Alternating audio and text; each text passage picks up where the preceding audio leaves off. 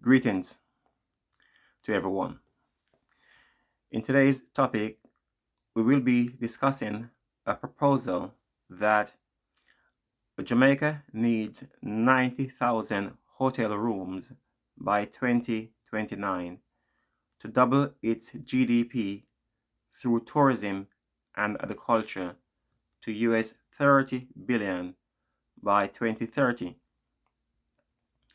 With the right infrastructures in place, the tourism industry should be growing by 20% more rooms per year for 10 years, starting from 2020 levels of 30,000 hotel rooms.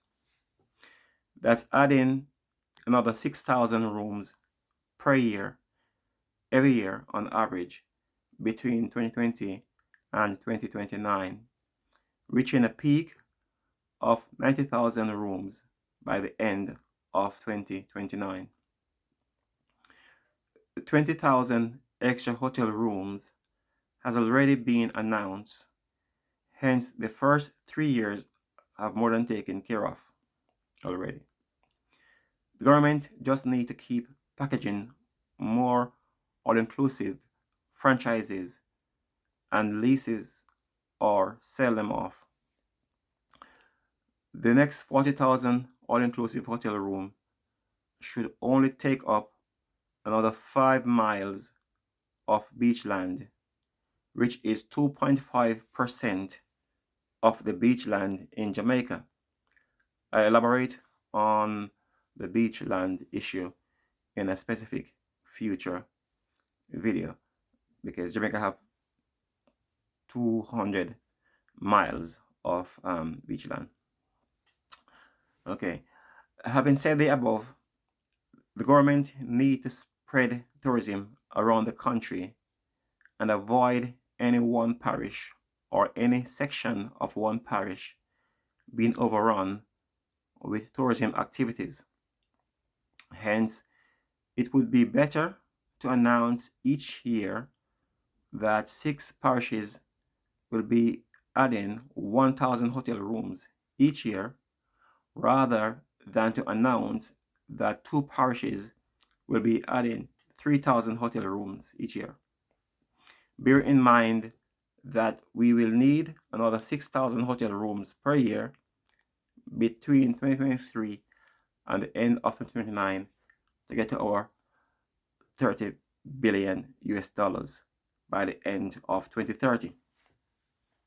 I think all the parishes which are experiencing low economic growth should have infrastructural investment like roads and access to an international airport that they can have 6,000 all-inclusive hotel rooms to host 1 million visitors each year.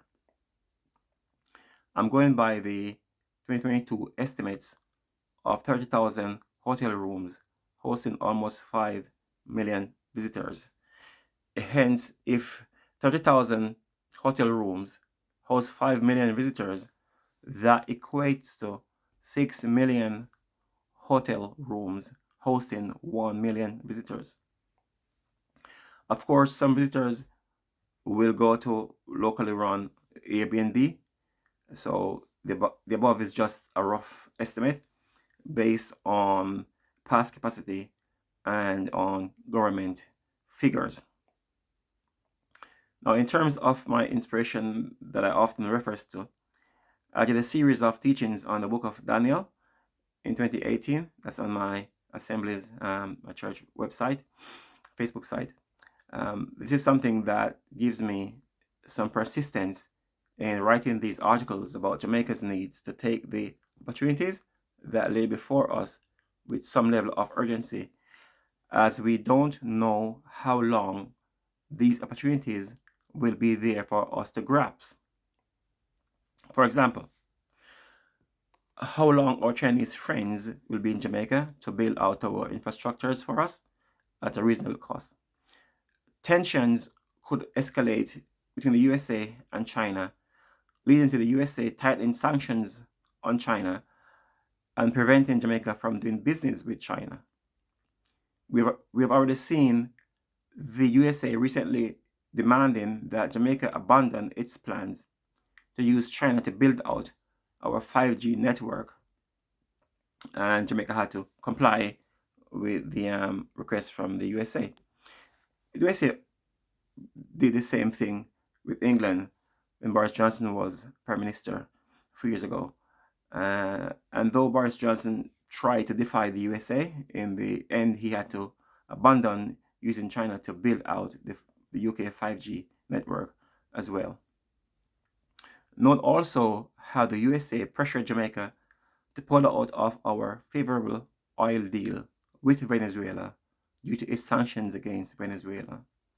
Hence, it's best to make use of Chinese harbor engineer in Jamaica while we have the opportunities to do so.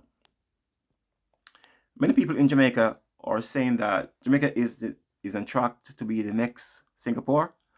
However, there's a possibility that the opposite could also come to pass. I've heard some politicians, including the Prime Minister, saying that if we are not careful, Jamaica could become the next Haiti.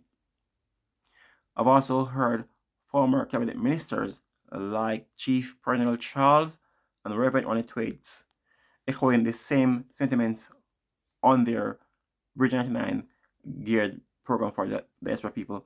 They are echoing the same caution as the Prime Minister that Jamaica need to be careful that they don't fall into the same level of crimes and disorder as Haiti is currently experiencing.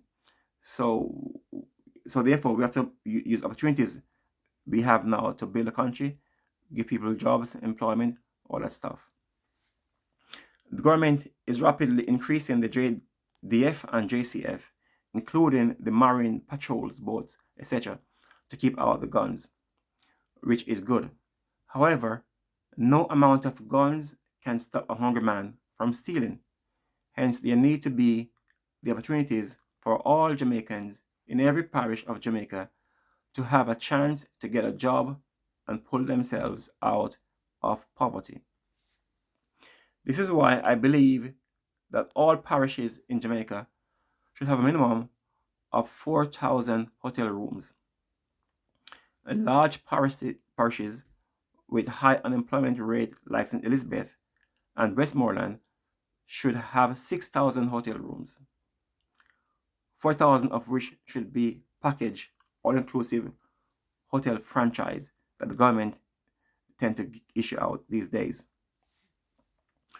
One of the reasons why most rooms need to be all-inclusive hotel is because it is these hotel owners that can get the visitors into the rural parishes either by coach or by a new international airport in a local parish. Bear in mind that 6,000 rooms with 1 million visitors per year equals US $1 billion for that parish and for the Jamaican economy every year. Again, I'm using government data that 5 million visitors equal US $5 billion. Hence, 1 million visitors equal US $1 billion. That's what every parish could earn for Jamaica if we do the tourism thing properly. Also, the increasing popularity of ecotourism these days has resulted in visitors being more determined to see that their tourism dollar are going towards helping the local communities that they visit.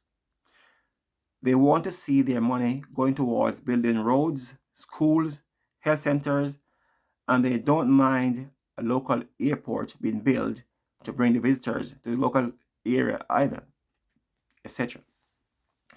Of course, the number one thing on the agenda is to create employment for the locals in their parishes so as to keep families together, making Jamaica the place of choice to live, work, raise families, and do business.